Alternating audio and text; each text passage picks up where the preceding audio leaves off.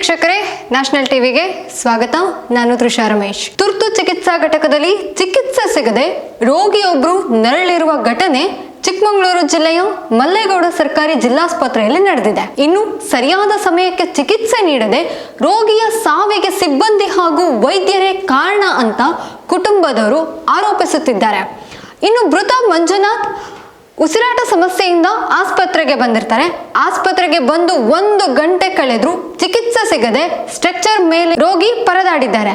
ಇನ್ನು ಇದ್ಯಾವುದಕ್ಕೂ ಗಮನ ಕೊಡೋದೆ ಮೊಬೈಲ್ನಲ್ಲಿ ಮಾತನಾಡುತ್ತಾ ಕುಳಿತಿದ್ದಾರೆ ವೈದ್ಯರು. ತುರ್ತು ಚಿಕಿತ್ಸಾ ಘಟಕದಲ್ಲಿ ಚಿಕಿತ್ಸೆ ಸಿಗದೆ ರೋಗಿಯು ನರಳಾರಿ ಇವತ್ತು ಬೆಳಗಿನ ಜಾವ ಕೊನೆ ಉಸಿರೆಳೆದಿದ್ದಾರೆ. ಇದನ್ನೆಲ್ಲ ನೋಡ್ತಾ ಇದ್ರೆ ಒಂದು ಪ್ರಶ್ನೆ ಕಾಡುತ್ತೆ.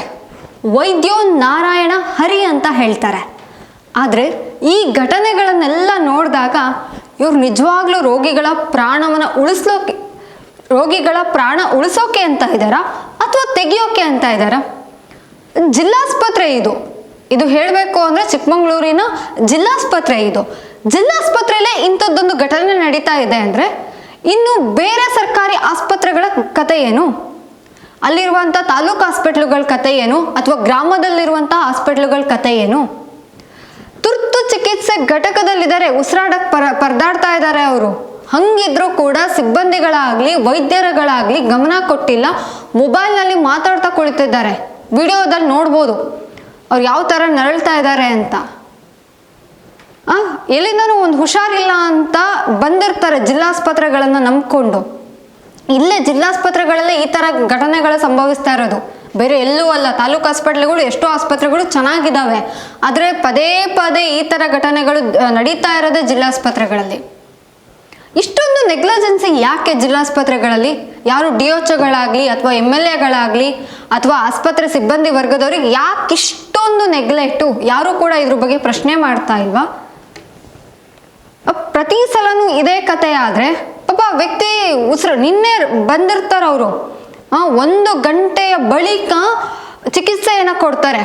1 ಅವರ್ ಎಲ್ಲೋಗಿರ್ತಾರೆ ಇವರು. 1 ಗಂಟೆ ಅಂಥದ್ದೇನಿರುತ್ತೆ, ಅವ್ರು ಉಸಿರಾಟ ಬೇರೆ ಏನು ಬೇಡ, ಉಸಿರಾಟ ಸಮಸ್ಯೆ ಅಂತ ಬಂದಿರ್ತಾರೆ.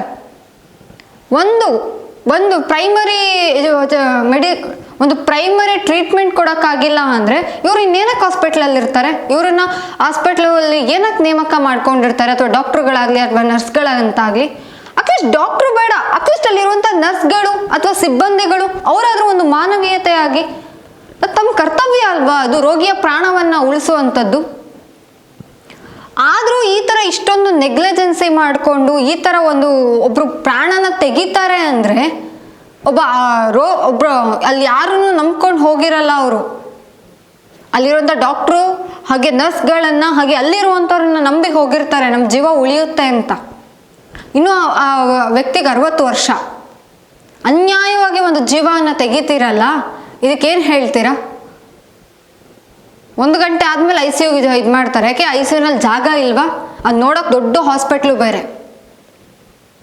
ಅಷ್ಟು ದೊಡ್ಡ ಹಾಸ್ಪಿಟ್ಲಲ್ಲಿ ಒಬ್ಬ ವ್ಯಕ್ತಿಗೆ ಚಿಕಿತ್ಸೆ ಕೊಡೋಕ್ಕಾಗಿಲ್ಲ ಅಂದಮೇಲೆ ಇನ್ನೇನಕ್ಕೆ ಹಾಸ್ಪಿಟ್ಲು ನಡೆಸ್ತಾ ಇದ್ದೀರಾ ನೀವು? ಆರೋಗ್ಯ ಮಂತ್ರಿಗಳನ್ನ ಇದನ್ನು ಕೇಳಬೇಕು ಅನ್ಸುತ್ತೆ, ದಿನೇಶ್ ಗುಂಡೂರಾವ್ ಸರ್ನ. ಸರ್ ಏನು ಮಾಡ್ತಾ ಇದ್ದೀರಾ? ಹಾಗೆ ಜಿಲ್ಲೆಯ ಉಸ್ತುವಾರಿ ಸಚಿವರು ಜಾರ್ಜ್ ಅವರು, ಏನು ನಡೀತಾ ಇದೆ ನಿಮ್ಮ ಜಿಲ್ಲೆಯಲ್ಲಿ? ಯಾರಾದರೂ ಗಮನ ಕೊಡ್ತಾ ಇದ್ದೀರಾ ನಿಮ್ಮ ಜಿಲ್ಲೆಗಳಲ್ಲಿ ಏನು ನಡೀತಾ ಇದೆ ಅಂತ? ಆರೋಗ್ಯ ಸಚಿವರಾಗಿ ಏನು ಗಮನ ಕೊಡ್ತಾ ಇದ್ದೀರಾ ಸರ್ ನೀವು? ಇಷ್ಟೊಂದು ಬಾಣಂತಿ ಸಾವಂತೂ ಹೋದ ವರ್ಷ ಬರೀ ಬಾಣಂತಿ ಸಾವನ್ನು ನೋಡಿದ್ವಿ ನಾವು. ಅದು ಜಿಲ್ಲಾಸ್ಪತ್ರೆಗಳಲ್ಲೇ ಬಾಣಂತಿ ಸಾವನ್ನು ನೋಡಿದ್ವಿ. ಈಗ ನೋಡಿದ್ರೆ ಅನ್ಯಾಯವಾಗಿ ಜೀವಗಳನ್ನು ಕೊಲ್ತಾ ಇದ್ದೀರಾ ನೀವು. ಒಂದು ಉಸಿರಾಟದ ಸಮಸ್ಯೆ ನಿಮ್ಮ ಕೈಲಿ ಆಗಲಿಲ್ವಾ? ಬರ್ಕೊಡ್ರಿ. ಒಂದು ಪ್ರೈಮರಿ ಟ್ರೀಟ್ಮೆಂಟ್ ಮಾಡಿಕೊಟ್ಟು ಬೇರೆ ಕಡೆ ಎಲ್ಲಾದರೂ ಬರ್ಕೊಡಿ. ಅದು ನಿಮ್ಮ ಕೈಲಿ ಆಗಲ್ವಾ? ಅದು ಡಾಕ್ಟ್ರು ನೋಡಿದ್ರೆ ಫೋನಲ್ಲಿ ಮಾತಾಡ್ಕೊಂಡು ಕೂತ್ಕೊಂಡಿದ್ದಾರೆ. ಈಗ ಹೇಳೋರು ಕೇಳೋರು ಜಿಲ್ಲಾಸ್ಪತ್ರೆಗಳಲ್ಲಿ ಯಾರೂ ಇಲ್ವಾ? ಇದು ಒಂದು ಜಿಲ್ಲಾಸ್ಪತ್ರೆ ಕತೆ ಆಗಿಲ್ಲ, ಇದು ಎಲ್ಲ ಜಿಲ್ಲಾಸ್ಪತ್ರೆಗಳಲ್ಲೂ ಆಲ್ಮೋಸ್ಟ್ ಇದೇ ಕತೆಗಳಿದ್ದಾವೆ. ಇರಿ, ಅವರು ಇದಕ್ಕೆ ಸಂಬಂಧಪಟ್ಟಂತೆ MLA ಆಗಿ ನಾನು ಫೋನ್ ಮಾಡ್ತೀನಿ. Chikkamagaluru district MLA HD Thimmaiah sir ಅವರು.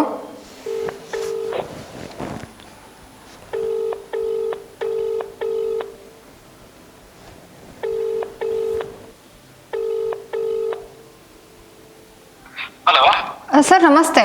ನಮಸ್ತೆ, ಹೇಳಿ ಯಾರು? ನ್ಯಾಷನಲ್ ಟಿವಿಯಿಂದ ಸರ್. ಹೇಳಿ ಮೇಡಮ್. ಸರ್ ಇದ್ದಾರಾ? ಕಾರ್ಯಕ್ರಮದಲ್ಲಿ ಸರ್ ಹಿಂಗೆ ಒಂದು ನ್ಯೂಸ್ ಬಂತು, ಚಿಕ್ಕಮಗಳೂರು ಡಿಸ್ಟ್ರಿಕ್ಟ್ ಹಾಸ್ಪಿಟಲಲ್ಲಿ ಒಬ್ಬ ವ್ಯಕ್ತಿ ಚಿಕಿತ್ಸೆ ಸಿಗದೆ ಸತ್ತಿದ್ದಾರೆ.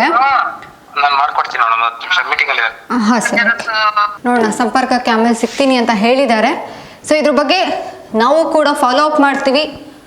ಯಾರು ಇಷ್ಟು ನಿರ್ಲಕ್ಷ್ಯ ಮಾಡಿದಾರಲ್ಲ ಅವ್ರನ್ನ ಇವತ್ತು ಸಸ್ಪೆಂಡ್ ಮಾಡಲೇಬೇಕು. ಯಾಕೆ ಅಂದರೆ ಇವತ್ತು ಒಬ್ಬರು ಜೀವ ತೆಗೆದಿದ್ದಾರೆ, ನಾಳೆ ದಿನ ಇನ್ನೆಷ್ಟು ಜೀವದ ಬೆಲೆ ತೆಗಿತಾರೋ ಗೊತ್ತಿಲ್ಲ, ಇನ್ನೆಷ್ಟು ಜೀವಗಳನ್ನು ತೆಗಿತಾರೋ ಗೊತ್ತಿಲ್ಲ. ಇಷ್ಟೊಂದು ನೆಗ್ಲಿಜೆನ್ಸಿ, ಕುರಿನೋ ಕೋಳಿನೋ ಎಮ್ಮೆನೋ ಅಲ್ಲ ಅವರು, ಒಬ್ಬ ಮನುಷ್ಯ ಆಯಿತಾ. ಅವರು ನಂಬ್ಕೊಂಡು ಕುಟುಂಬದವ್ರು ಇರ್ತಾರೆ, ಮಗನೋ ಮಗಳೋ ವಯಸ್ಸಿಗೆ ಬಂದಿರ್ತಾರೆ, ಮದುವೆಗಿರ್ತಾರೆ, ಹೆಂಡತಿ ಇರ್ತಾರೆ, ಅಥವಾ ವಯಸ್ಸಾಗಿರುವಂಥ ತಂದೆ ತಾಯಿಗಳಿರ್ತಾರೆ. ನಿಮಗೆ ಹೆಂಗೆ ನಿಮ್ಮ ಕುಟುಂಬ ಇಂಪಾರ್ಟೆಂಟ್ ಆಗಿರುತ್ತೋ, ನಿಮ್ಮ ಕುಟುಂಬದ ಮೇಲೆ ನಿಮ್ಮ ಕುಟುಂಬದವರ ನಂಬಿಕೆ ಇರುತ್ತೋ ನಿಮ್ಮ ಮೇಲೆ, ಅದೇ ರೀತಿ ಅವ್ರಿಗೂ ಕೂಡ ಒಂದು ಕುಟುಂಬ ಇರುತ್ತೆ. ಯಾರಿಗೊತ್ತು, ಆ ವ್ಯಕ್ತಿನೇ ಆ ಕುಟುಂಬಕ್ಕೆ ದುಡಿಯುವಂಥ ಕೈಗಳಾಗಿದ್ರೆ ಏನು ಮಾಡಬೇಕು ಆ ಕುಟುಂಬದವರು? ಅವರು ಕೂಡ ಸಾಯ್ಬೇಕಾ? ಮನೆಯಲ್ಲಿ ಒಂದೇ ದುಡಿಯೋ ಕೈ ಇರುತ್ತೆ. ಈ ಥರ ನೀವುಗಳು ಮಾಡಿದಾಗ ನೀವು ಮಾಡುವಂಥ ಕೆಲಸಕ್ಕೆ ಯಾರು ಬೆಲೆ ಕಟ್ಟಬೇಕು? ನೀವು ಬೆಲೆ ಕಟ್ಟಲ್ಲ, ನೀವು ಕಳಿಸ್ಬಿಡ್ತೀರಾ. ಚಿಕಿತ್ಸೆ ಫಲಕಾರಿ ಆಗಲಿಲ್ಲ ಅಂತ ಹೇಳಿ ಜಾರ್ಕೋಬಿಡ್ತೀರಾ. ಆದರೆ ಏನು ಮಾಡ್ಬೇಕು ಆ ಕುಟುಂಬದವರು? ಜೀವ ಇರೋ ತನಕ ಕಣ್ಣೀರಲ್ಲಿ ಕೈ ತೊಳಿಬೇಕು. ಇವತ್ತು ಎಷ್ಟೋ ಮನೆಗಳಲ್ಲಿ ಈ ಥರ ಪರಿಸ್ಥಿತಿಯಾಗಿ ಕಣ್ಣೀರಲ್ಲಿ ಕೈ ತೊಳಿತಾ ಇದ್ದಾರೆ. ನೀವು ಮಾಡೋ ಒಂದು ಚಿಕ್ಕ ನಿರ್ಲಕ್ಷ್ಯ ಎಷ್ಟೋ ಕುಟುಂಬಗಳು, ಅಲ್ಲಿ ಒಂದು ವ್ಯಕ್ತಿ ಜೀವ ಹೋಗಲ್ಲ ರೀ, ಕುಟುಂಬದಲ್ಲಿ 5-6 ಜನದ ಜೀವ ಹೋಗಿರುತ್ತೆ. ಅವ್ರು ಬದುಕಿರ್ಬೋದು, ಆದರೆ ಇರೋಲ್ ತನಕ ಅವ್ರಿಗೆ ನೋವು ಇರುತ್ತೆ ನೀವು ಮಾಡೋ ಒಂದು ಸಣ್ಣ ನಿರ್ಲಕ್ಷ್ಯದಿಂದ. ದಯವಿಟ್ಟು ಇನ್ನು ಮುಂದೆ ಆದರೂ ಸ್ವಲ್ಪ ಎಚ್ಚೆತ್ಕೊಂಡು ದಯವಿಟ್ಟು ಏನು ಕೆಲಸ ಇರುತ್ತೆ, 8 ರಿಂದ 9 hour on duty, shift wise ಇರ್ತಾರೆ. ಆ ಕೊಟ್ಟಿರುವಂಥ ಅಷ್ಟು ಗಂಟೆಲೂ ನೀವೊಂದು ಚಿಕಿತ್ಸೆ ಕೊಡಲ್ಲ, ಅಥವಾ ಬಂದವ್ರ ಕೈಲಿಗೆ ಒಂದು ಗಮನ ಕೊಡಲ್ಲ ಅಂದರೆ ಎಷ್ಟೋ ಉದಾಹರಣೆಗಳಿವೆ. ಬೇಡ, ಅಲ್ಲೇ ಹೇಳಬೇಕು ಅಂದರೆ ಹೋಗಿ ರಾತ್ರಿ ಹೊತ್ತು ಕರೆದ್ರೆ ಎಷ್ಟೋ ಸಲ ನರ್ಸ್ಗಳು ಬರಲ್ವಂತೆ. ಈ ಥರ ಕಂಪ್ಲೇಂಟ್ ಕೂಡ ನಾನು ಕೇಳಿದ್ದೀನಿ ಜಿಲ್ಲಾಸ್ಪತ್ರೆಗಳಲ್ಲಿ. ಇಷ್ಟೊಂದು ನಿರ್ಲಕ್ಷ್ಯ ಯಾಕೆ? ನಿಮ್ದೇನು ಶಿಫ್ಟ್ ಇರುತ್ತೆ ಅದರಲ್ಲಿ ಮಾಡೋ ಕೆಲಸನ ಕರೆಕ್ಟಾಗಿ ಮಾಡಿ. ಯಾಕೊಬ್ರು ಜೀವ ತೆಗಿತೀರಾ? ಒಂದು ಜೀವ ಹೋದರೆ ನಿಮಗೇನು ಅನಿಸಲ್ಲ, ಆದರೆ ಅದ್ರ ಹಿಂದೆ ಇರುತ್ತಲ್ಲ ಕುಟುಂಬ, ಅದು ನಿಜವಾಗ್ಲೂ ನೋವು ಪಡುತ್ತೆ. ಫಸ್ಟ್ ಅದನ್ನು ಅರ್ಥ ಮಾಡ್ಕೊಳ್ಳಿ. ನಿಮ್ಮ ಮನೇಲಿ ನೀವು ಒಬ್ಬರೇ ದುಡಿಯೋ ಕೈ ಇದ್ದು ನಿಮಗೇ ಏನಾದರೂ ಹೆಚ್ಚು ಕಮ್ಮಿ ಆದರೆ ನಿಮ್ಮ ಕುಟುಂಬ ಯಾವ ಥರ ಸಫರ್ ಪಡುತ್ತೆ ಅನ್ನೋದು ಒಂದು ಸಲ ಯೋಚನೆ ಮಾಡಿ. ಆಗ ಇಂಥ ಮಿಸ್ಟೇಕ್ಗಳು ಆಗಲ್ಲ. ಅನ್ಯಾಯವಾಗಿ ಯಾವತ್ತೂ ಒಂದು ಜೀವನ ಉಳಿಸೋ ಪ್ರಯತ್ನ ಮಾಡಿ, ಕೊಲ್ಲೋ ಪ್ರಯತ್ನ ಮಾಡಬೇಡಿ ಅಂತ ಕೇಳ್ಕೊತೀನಿ. ನೋಡೋಣ, ಇದಕ್ಕೆ ಸಂಬಂಧಪಟ್ಟವ್ರ ಹತ್ರ ಮಾತಾಡಿ ಅದೇನಾಗುತ್ತೆ ಅಂತ ಮುಂದಿನ ಸಲ ತಿಳಿಸ್ತೀನಿ. ಅಲ್ಲಿವರೆಗೂ ನೋಡ್ತಾ ಇರಿ ನ್ಯಾಷನಲ್ ಟಿವಿ.